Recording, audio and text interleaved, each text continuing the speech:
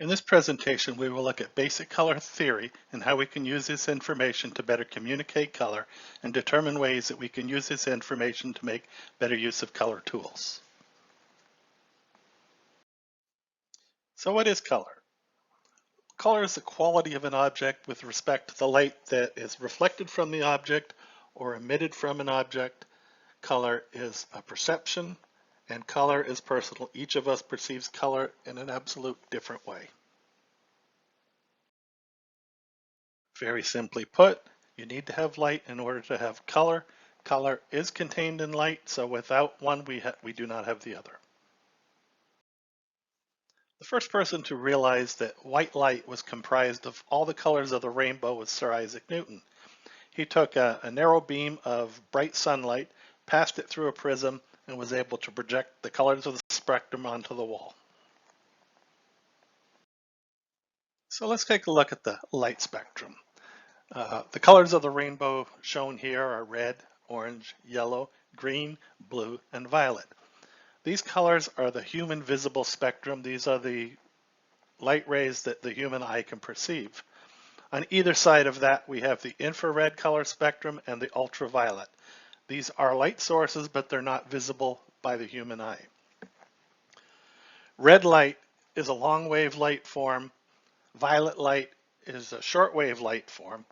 When these pass through the prism, the different wavelengths cause the light to bend at different degrees, which is what gives us this spectrum that we can see when light passes through the prism.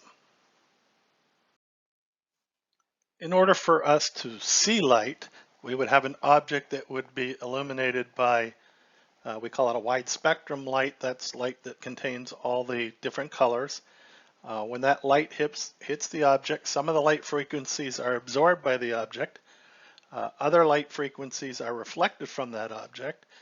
The light that is reflected from that object is received by our eye. It's converted by the nerves to a signal that is sent to the brain. We take that information and process it to what we understand to be color. We said earlier that we can see color when light bounces off an object and we perceive it with our eye. The light that illuminates the object that we want to see is called the illuminant. The illuminant can change. Bright sunlight contains a wide range of bright colors. It gives us the widest range of colors that we can see. A candle, for example, emits light that's very heavy in the red and yellow hues. And if you look at objects that are illuminated with that color, the objects appear warm. They have a yellow kind of reddish glow. Artificial light also has limited spectrum.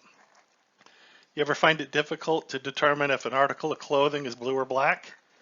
And then only to go outside in the sun and realize, oh, it's not what I thought it was. So we previously discussed the color of the illuminant. We referenced the color of an illuminant in the color temperature. That's done on a Kelvin scale here. It's measured in degrees. Our example of the candle you can see here has a Kelvin color temperature of about 1500 degrees Kelvin. Daylight, for example, has a Kelvin temperature of about 6500 to 7500 degrees Kelvin. In our example of the clothing, if, for example, our room was lit with incandescent light, you can see that's in the 2680 degree range. But you can also see that that illuminant has very little blue light.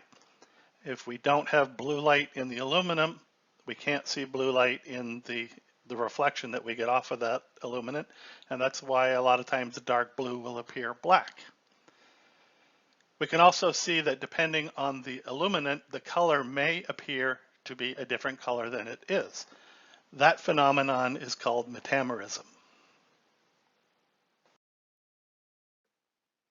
The exception to viewing color through reflected light is light and color that's created by the emittance of lights. This is the case with TV screens, monitors. Think about anything that you could see in the dark is creating its own light source. Because they're creating their own light source, they are much less susceptible to variations in color due to an illuminant. One of the things about a monitor, for example, is they will always appear brighter than printed images. Printed images, the brightness there is limited to the brightness of the illuminant and the ability of the substrate, paper, or whatever media you're using, its ability to reflect light. We said previously that color is a perception. So color only exists in our brains. We do have light that exists at different frequencies. When we receive that by our eyes, convert it to signals that our brain processes, that's when we really determine it to be a color. Each of us processes this information differently. And in fact, some people are incapable of processing color. They are colorblind. So, are you colorblind? On the left side of this screen here are some color blindness tests. Each of these textured patterns have letters and numbers embedded in them in different colors.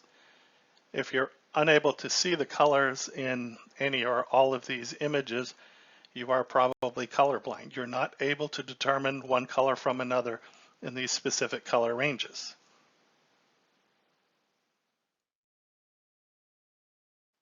So if you've looked at the color blindness test and you realize that you're not colorblind, now how about the perception of color? If there's any doubt in your mind that color is a perception, think back on this internet sensation that said, what color is this dress? And you may look at this dress and say, how can you think it's anything other than what I see it as? But people see and perceive color differently. So let's have some fun with our perception of color. Here we have a diagram. In that diagram, we have a checkerboard pattern, and we have one square marked with the letter A, one square marked with the letter B. So which of the following statements are true? Square A is darker than B, square A is lighter than B, or both square A and B are the same color? So the correct answer here is C, both square A and B are the same color. I've gone ahead and removed the influencing factors on this illustration. I've drawn a colored box that spans both the squares, and you can see that indeed both of these squares are the same color. So here we have a new illustration. On the image on the left, which of the following is true? The left dog is lighter than the right dog. The left dog is darker than the right dog. Or C, both dogs are the same color. So the correct answer here is C, both dogs are the same. Removing the background, the influencing factor, you can see that these two items are indeed exactly the same.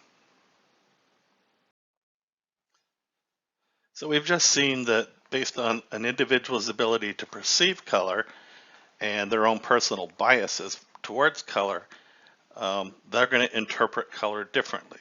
We've also seen that the environment, that includes the light and surrounding colors, also play a role in the way that we perceive color. In the illustration to the right, we see we have a big fan of yellow chips there. If we ask 5 different people to pick a yellow chip, I'm pretty sure we'd probably have close to 5 different yellow versions. So how do we quantify or communicate color to other people? We can get a lot of specific color information by measuring color by using a device called a spectrophotometer. This will give us color information that we can use in lots of different ways. While spectrophotometers can be quite expensive, there's a number of phone apps out there that do a really good job of capturing color and provide you color information that you can use as well. When we first view a color, the first attribute of that color that we notice is the hue. So the hue is a term for where that color falls on the spectrum, whether it be red, orange, yellow, green, blue, violet, and so on. In the scale at the bottom here, we can see that we have the full spectrum of colors. And at each end, we have a red. So if we put these two ends together and formed a circle, that's one way that we can refer to color hue. Another attribute of color is the saturation. Saturation describes the purity of a specific hue. Saturation can also be described as the intensity of a color. So the last attribute of color that we have here is the brightness. Brightness is a scale from no brightness to, which is a black, to full whiteness, which is a bright white. Brightness can also be called lightness, or in some other cases, it's known as the value. So with the color attributes that we just identified, we now have the ability to use those in a color model. So this is an HSB color model, which is hue, saturation, and brightness. So I like to visualize this as a cake. If you take a look at this cake, the first issue would be the hue. If we look at the 3 o'clock position, you can see that is red. That is represented by a value of 0 and 360 at the same place. If we rotate clockwise around that cake, for example, if you get to the 60 degrees, that's going to be a yellow. 90 degrees will give you a green. 180 degrees will give you a blue. 270 degrees straight up at 12 o'clock is going to give you like a violet. And then if we rotate all the way back around to the 3 o'clock position, we now have a value of 360 and virtually the same red as we did at 0. On this model, we have saturation. Think of the middle of this cake as having no color at all. As we move from the middle of the cake to the perimeter, the colors are going to become more pure or more saturated. A 0 value for saturation would have no color value up to 100%, which would be at the perimeter of this circle, which would be our most saturated colors. The last attribute of color is the brightness. So if we look at this as a layer cake, the very, very bottom layers are going to have a brightness value of 0, essentially pure black. As we move upwards in this cake, we're going to increase the brightness value till we get to the very top layer of the cake, which would have a brightness value of 100%, which is pure bright white.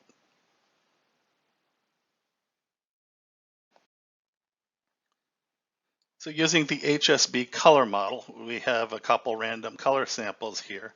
So using the data points labeled in these colors, you can kind of visualize where these fall on our HSB color model.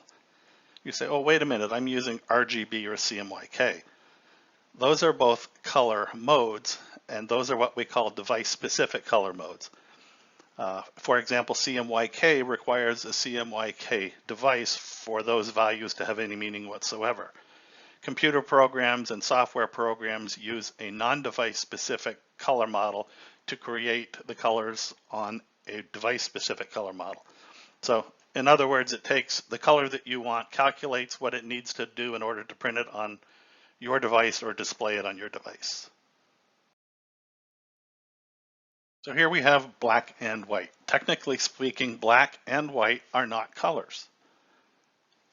Black is the complete absence of light, where white is a 100% reflection.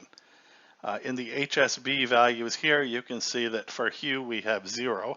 Remember, 0 on our hue scale is not no color, but in fact it is red. The saturation value moving from the middle of the model outwards shows us that we have a saturation of 0, which is achromatic, no color. In the case of the black, the brightness is 0. In the case of the white, the brightness is 100%.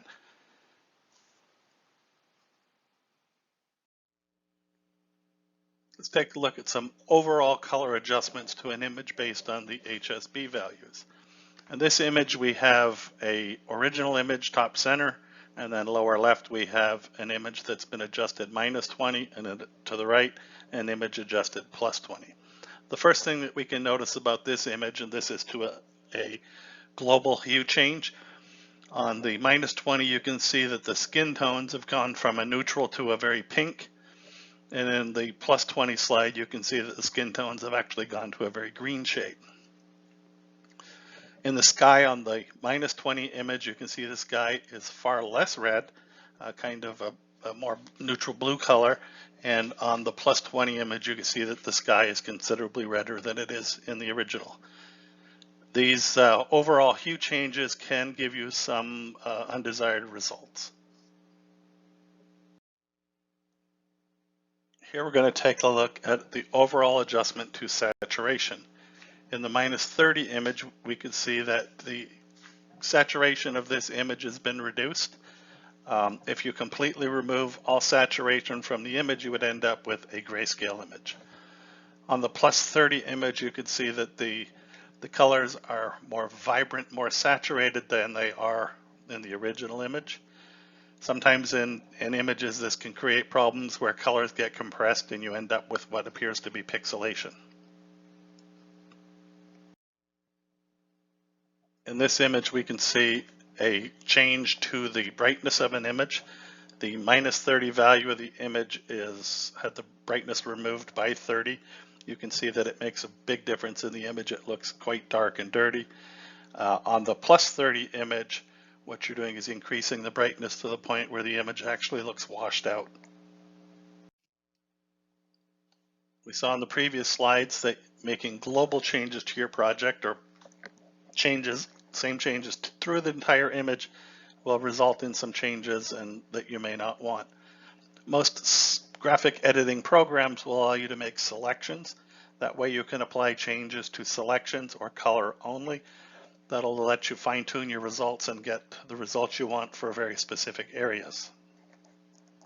If you're compiling images, a lot of times it's better to take and create swatches that you can use. That'll let you use the same color throughout the image. That'll give you color consistency. It is possible to have two colors that appear similar on screen, but when they're processed for printing, they will result in different output, which will give you two different looks on your final print. If you're creating your own graphics or you're editing your own graphics, you may want to spend some time to learn how to use your color editing program to make best use of color management. Any time that you spend learning your graphics software will pay back several times over again. On this slide here, we have some very common graphic editing programs. Depending on what you have available to you, any one of these would suffice to edit graphics.